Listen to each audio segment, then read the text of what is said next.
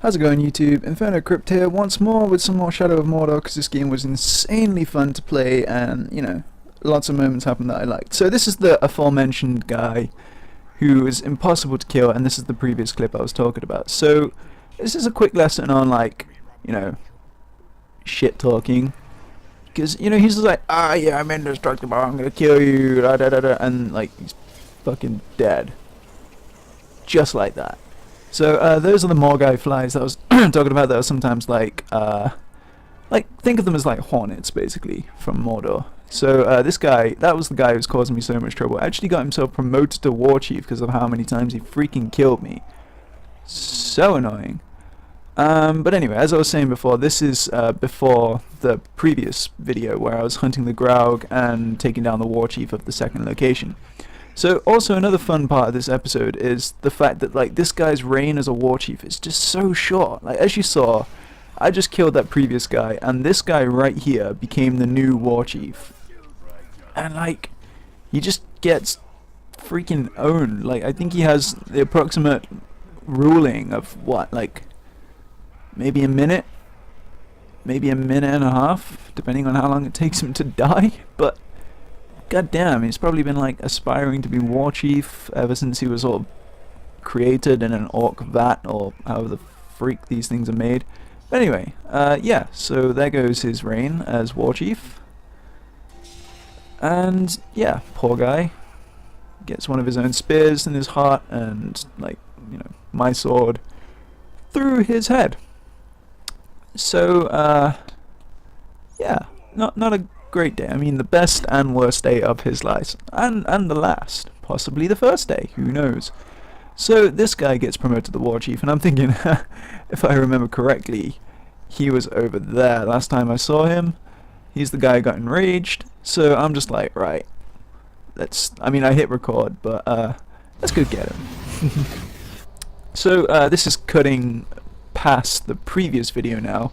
So my war chief, the one who I branded at the end of the previous episode, has now started a riot with another war chief. This is just like the easiest way for me to get hold of a different war chief. As you can see, oh, I take that back, it's a different guy altogether. But one of my war chiefs has engaged a different war chief in a straight one-on-one fight. But not only is it a one-on-one fight, but as you can see, there are blue skulls there, meaning that even more of these people are on my side. So what was a fair fight has now turned into a fair fight with me being here, has now turned into an unfair fight with me being here, and, like, this guy's own captain's turning against him. Not to mention, of course, I'm going to go for the loyal captain first, because everything else can be taken down.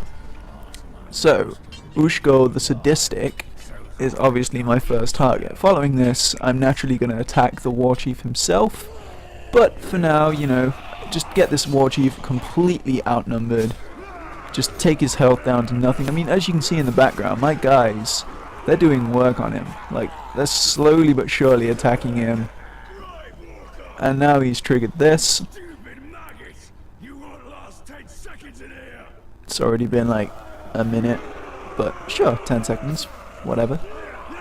So yeah, instantly I've managed to control this guy. And on top of that, I've never managed to do this before, but mid-battle, I'm able to make him betray his own master. Like, I didn't even know you could do this, but if you can capture a loyal captain midway through the battle, he'll now get up, gain full health, and then start attacking the person he was protecting formerly.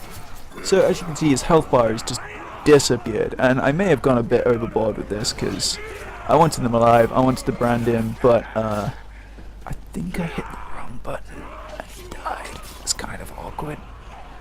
But ultimately it didn't make a huge amount of difference. And in the end of the day, it's made one of my existing...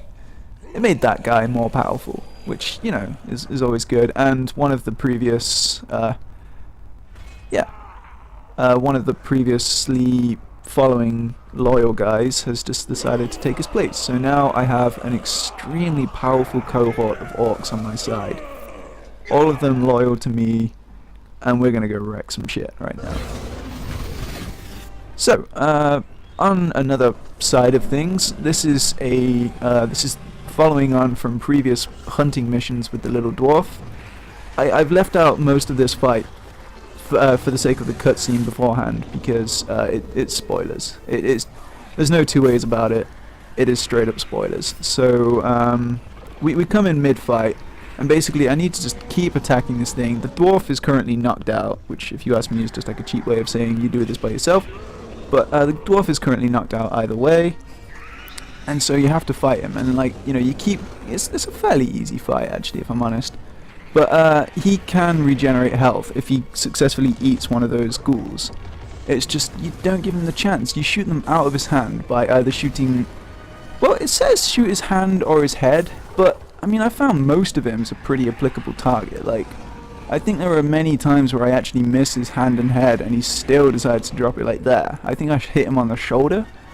So I guess when it says hand, it probably means like arm.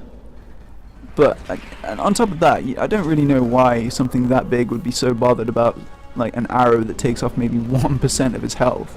Like, startles him so much that he actually drops his food and decides, nah, screw it.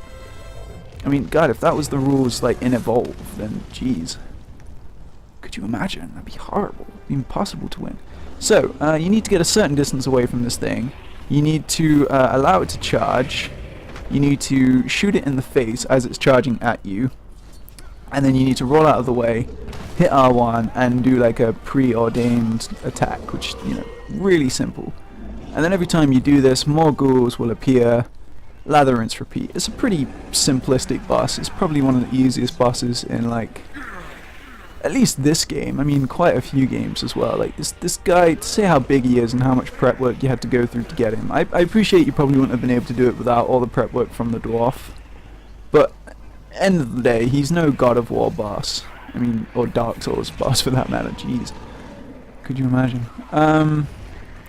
So yeah, so you just gotta keep the ghouls off him. I mean, you can shoot the ghouls as they do, but I'd rather just like focus on the ones he's trying to eat, because although, you know, I could probably kill more of them. In fact, in hindsight, I probably should have done that.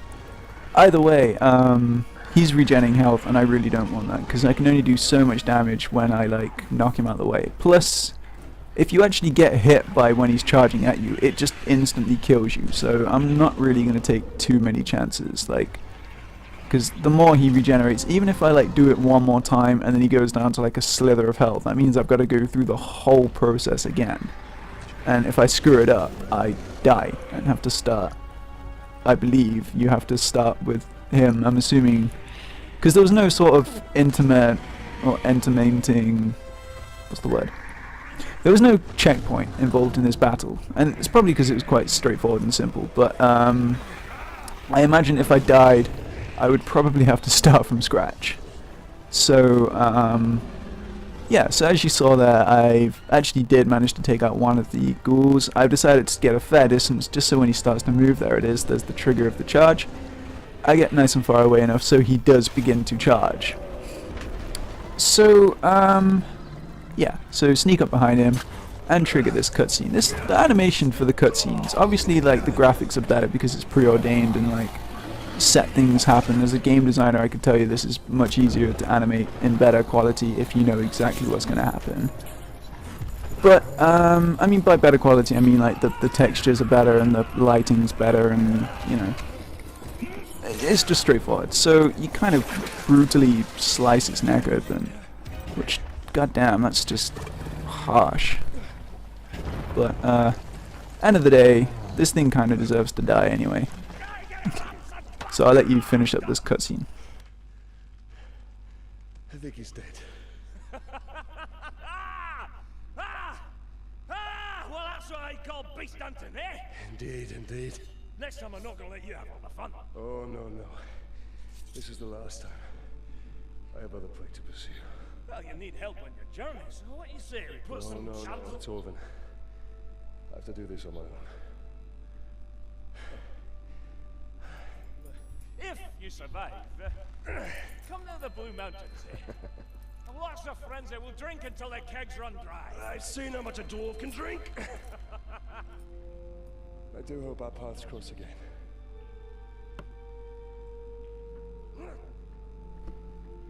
Right. here.